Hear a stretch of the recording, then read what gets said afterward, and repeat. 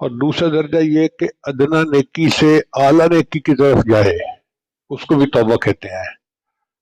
اس کی مثال قرآن مجید میں ہے کہ حضرت موسیٰ علیہ السلام نے عرض کیا، اے اللہ رب ارنی انظر الیک، اے اللہ میں آپ کو دیکھنا چاہتا ہوں، میں آپ کا دیدار کرنا چاہتا ہوں۔ عاشق تھے نا؟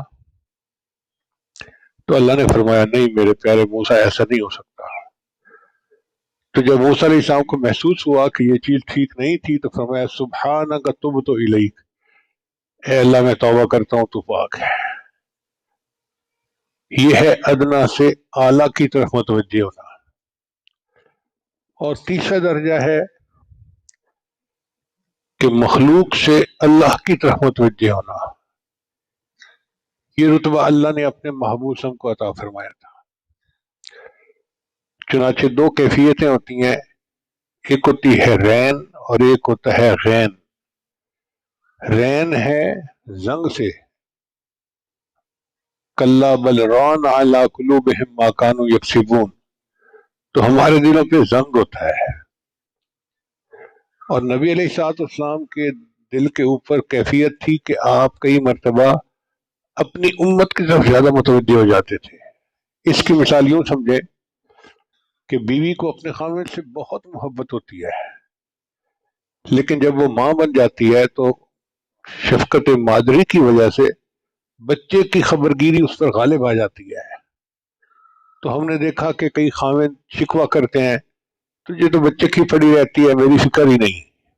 اس کو فکر ہوتی ہے مگر کیا کرے، شفقت مادری ہے نا، وہ بچے کو کیسے اٹینڈ نہ کرے۔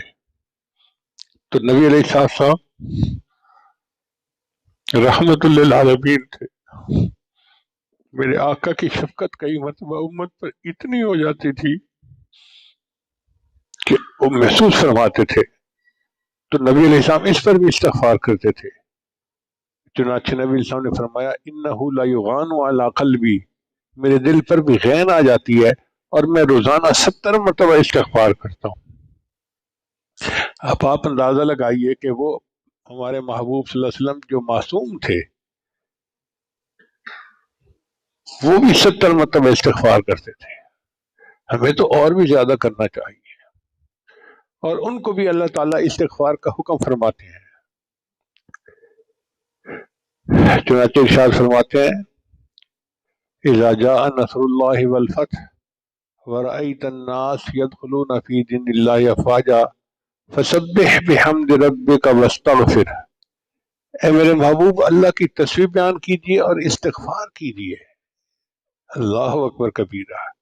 اس کا مطلب یہ کہ ہم میں سے ہر بندے کو توبہ کرنی ہے، استغفار کرنا ہے، ہر بندے کو جو بھی ہے۔ اور توبہ کی توفیق بھی اللہ دیتے ہیں۔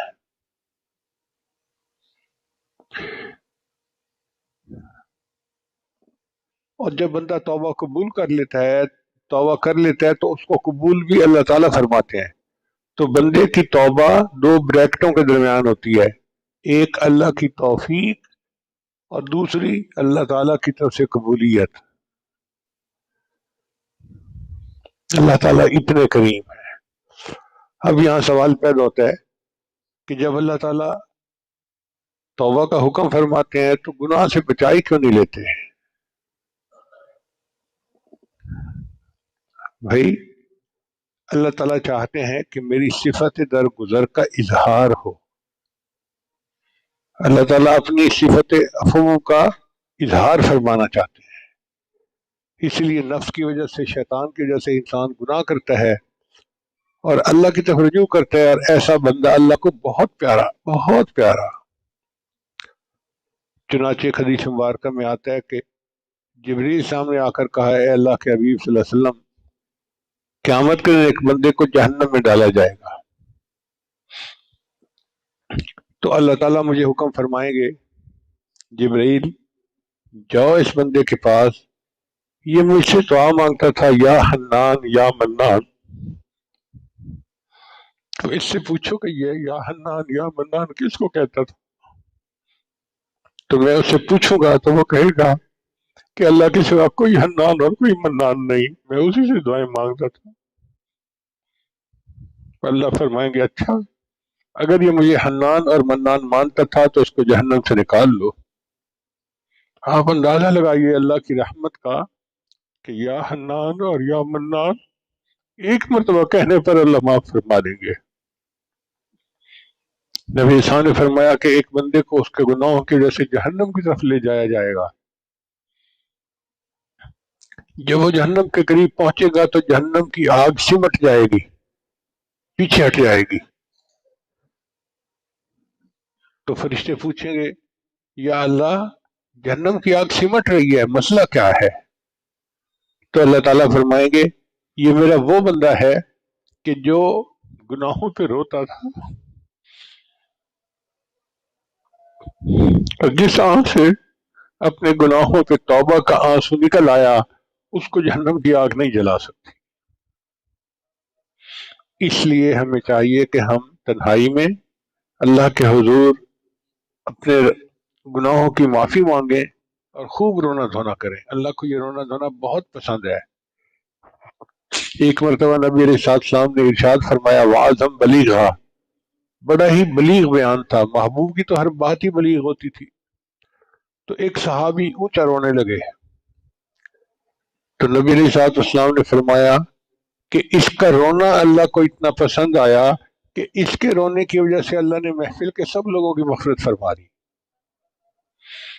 یعنی ایک بندے کا رونا اللہ کو اتنا پسند کہ اللہ نے اس کی وجہ سے پورے مجمع کی مغفرت فرما دی۔ اس لیے نبی علیہ السلام کے ناموں میں سے ایک نام ہے نبی التوبہ۔ یہ نام کیوں رکھا گیا؟ ایک تو یہ کہ نبی صاحب خود توبہ استغفار کی کثرت فرماتے تھے، اور دوسری بات یہ کہ اللہ نے محبوب کی امت کے لیے توبہ کو بہت آسان کر دیا۔ پہلی امتوں کے لیے توبہ مشکل تھی۔ بنی اسرائیل کو تو اللہ فرماتے تھے کہ تم اپنے آپ کو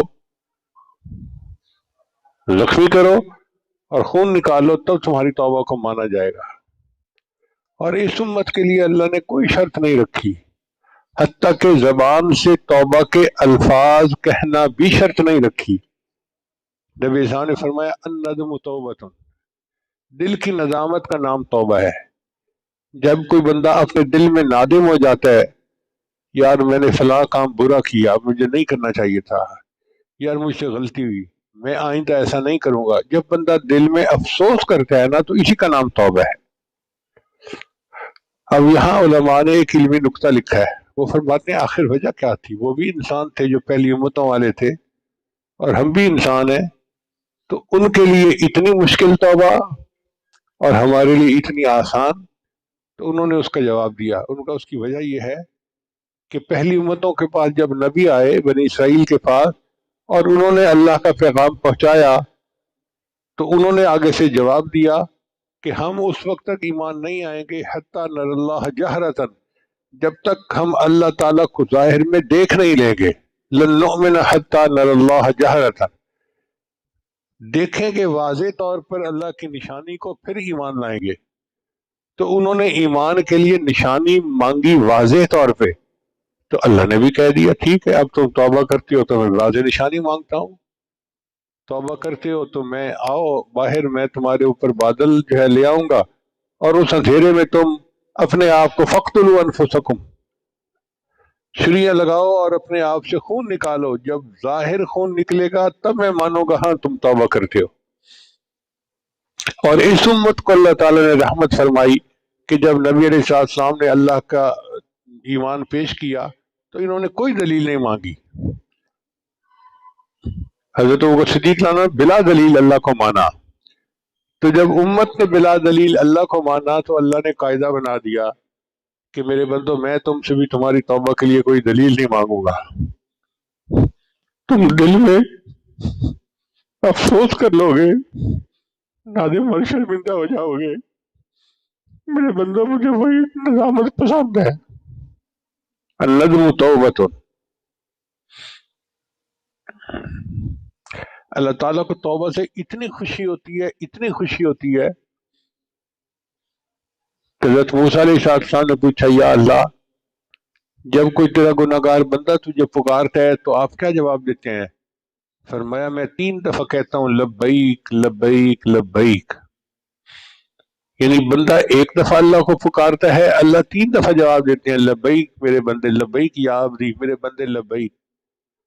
اور پھر اللہ نے فرمایا کہ اے میرے پیارے موسیٰ علیہ السلام، جو مجھ سے پیٹھ پھیر کے دنیا کی طرف جاتے ہیں، جب میری رحمت کا تقاضا ان کے لیے اتنا ہے تو جو میری طرف رخ کر کے آنا چاہتے ہیں ان کے لیے میری رحمت کتنی ہوگی۔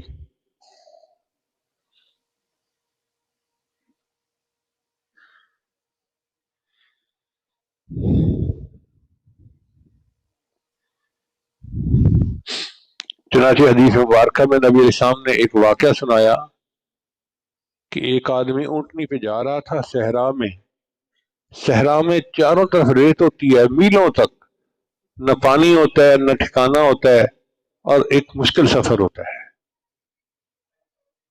تو راستے میں ایک جگہ اس کو تھکاوٹ ہوئی تو وہ نیچے اتر آیا اونٹنی سے اور تھوڑی دیر کے لیے سو گیا۔ جب اٹھا تو دیکھا کہ اس کی اونٹنی غائب ہے۔ اب کیا پتا اونٹنی کہاں ہے، وہ کبھی دائیں بھاگتا ہے کبھی بائیں بھاگتا ہے، کبھی آگے کبھی پیچھے، اونٹنی کا سراغ نہیں ملتا۔ اس کو یقین ہو گیا کہ اب موت سامنے ہے۔ آپ اندازہ لگا سکتے ہیں نا کہ ایک بندے کے اوپر کتنی مایوسی ہوتی ہے۔ جیسے شام کے وقت میں کشتی سمندر میں اکیلی ہو تو مسافروں کا حال ہوتا ہے، اس بندے کا یہی حال تھا۔ چنانچہ اس کیفیت میں تھکا ہوا تھا، دوبارہ اس کو اونگ آ گئی۔ کہتے ہیں نا کہ نیند جو ہے وہ تو سولی پہ بھی آ جاتی ہے۔ اب جب وہ اٹھا تو اس نے دیکھا اونٹنی پاس کھڑی ہے، تو اتنا خوش ہوا کہ خوش ہو کر کہنے لگا اللہ تو میرا بندہ میں تیرا اللہ، یعنی الٹی بات کر گیا۔ کہنا تھا میں تیرا بندہ تو میرا اللہ، یوں کہنا چاہتا تھا، لیکن خوشی کی انتہا اتنی تھی کہ الفاظ یہ نکل گئے منہ سے کہ تو میرا بندہ میں تیرا اللہ۔ تو نبی رسول نے فرمایا جتنی خوشی اس اونٹنی والے کو اس وقت ہوئی، اس سے زیادہ خوشی اللہ کو اس وقت ہوتی ہے جب کوئی بندہ توبہ کرتا ہے۔ تو اس سے اندازہ لگائیے کہ اللہ تعالیٰ کتنا خوش ہوتے ہیں۔ اس لیے اللہ تعالیٰ نے کہ محبوب نے فرمایا التائب حبیب اللہ، کہ اللہ کے سامنے توبہ کرنے والا تو اللہ کا دوست ہوتا ہے۔ سبحان اللہ، اللہ تعالیٰ کتنے کریم ہیں کہ توبہ کرنے والے کو اپنا دوست بنا لیتے ہیں۔ اللہ تیری رحمتوں پہ قربان جائیں، آپ کتنے کریم ہیں، کتنے مہربان ہیں۔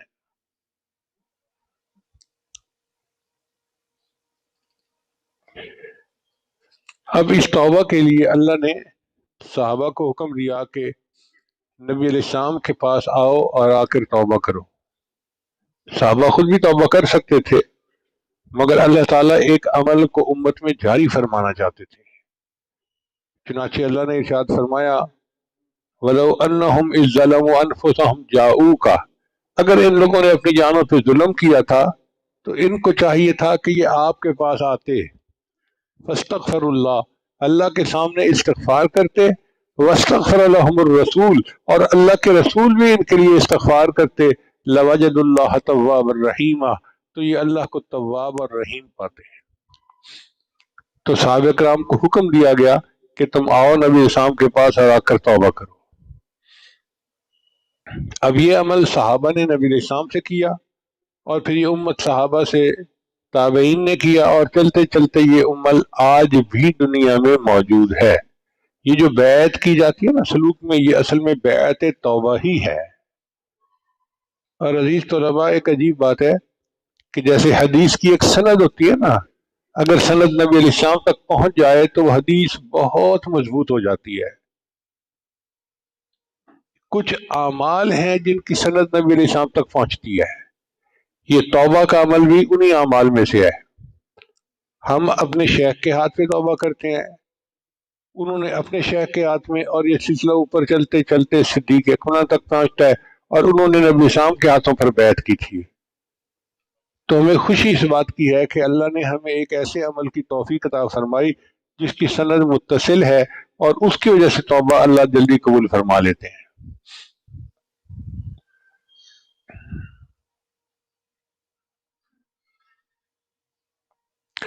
اس لیے اللہ تعالیٰ نے صحابہ کرام کی بہت خوبیاں تھیں، لیکن جو انہوں نے نبی السلام کے ہاتھوں پر توبہ کی، اس عمل کو قرآن میں بیان فرمایا فَاسْتَقِمْ كَمَا أُمِرْتَ وَمَنْ تَابَ مَعَكَ، اے محبوب آپ بھی شریعت کے پابند رہیے، اور وہ جو آپ کے ساتھ مل کر توبہ طائب ہوئے وہ بھی پابند رہیں۔ تو صحابہ کے اس عمل کو اللہ نے قرآن مجید میں بیان فرمایا کہ انہوں نے آپ کے ہاتھ پر توبہ کی ہے، یہ عمل بہت ہی اعلیٰ ہے۔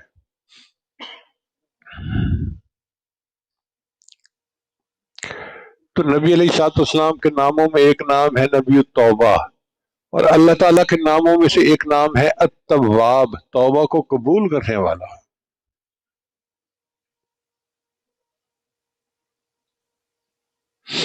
حدیث مبارکہ میں آتا ہے جب کوئی بندہ سچی توبہ کر لیتا ہے تو اللہ تعالیٰ فرشتوں کو حکم دیتے ہیں کہ اس کے نام اعمال سے گناہ کو مٹا دو، ڈیلیٹ کر دو۔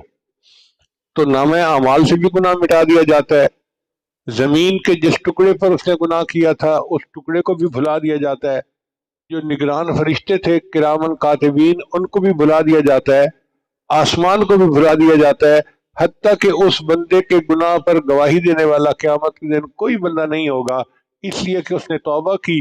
التائب من الذنب کمن لا ذنب لہ، گناہوں سے توبہ کرنے والا ایسے ہو جاتا ہے جیسے اس نے گناہ کیا ہی نہیں ہے۔ تو جب اللہ تعالیٰ کی اتنی رحمت ہے کہ اللہ تعالیٰ بندے کے گناہوں کو اس طرح معاف کرتے ہیں، تو ہمیں چاہیے کہ ہم صبح و شام توبہ کریں۔ صبح توبہ ہے، شام توبہ ہے، میرے لب پہ مدام توبہ ہے، ہر وقت ہی توبہ کرتے رہے، اللہ سے معافیاں مانگتے رہے، اور کبھی بھی اپنے اچھے کام پہ فخر نہ کرے، اترائے نہیں، اپنے آپ کو نیک نہ سمجھے، اگر سمجھا تو شیطان فائدہ اٹھا جائے گا۔ اس لیے شیطان اس کوشش میں لگا رہتا ہے کہ بندہ توبہ نہ کرنے پائے۔ ذہن میں پتہ کیا ڈالتا ہے؟ ہاں اگر تم توبہ کر بھی لو تو پھر تم نے گناہ تو پھر کرنا ہی ہے۔ بھئی کیوں کرنا ہے؟ اللہ کی طرف سے قبولیت ہو گئی تو اللہ حفاظت فرما لیں گے۔ بس جب توبہ کر رہے ہیں اس وقت دل میں پکی نیت ہونی چاہیے کہ میں نے اب گناہ نہیں کرنا، چاہے اس کے بعد 1000 دفعہ ہو جائے، وہ توبہ کے منافی نہیں ہے۔ بس دل میں ہو کہ میں نے توبہ کر لی، اب میں نے گناہ نہیں کرنا، اس امید کے ساتھ توبہ کریں۔ بزرگوں نے لکھا ہے کہ اے دوست،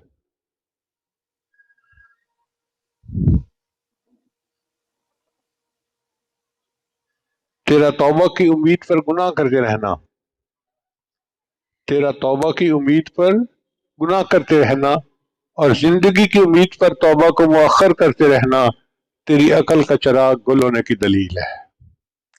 اس کا مطلب ہے کہ عقل کا چراغ ہی گل ہو گیا ہے کہ ہم توبہ مؤخر کرتے ہیں کہ جی پھر کر لیں گے، اور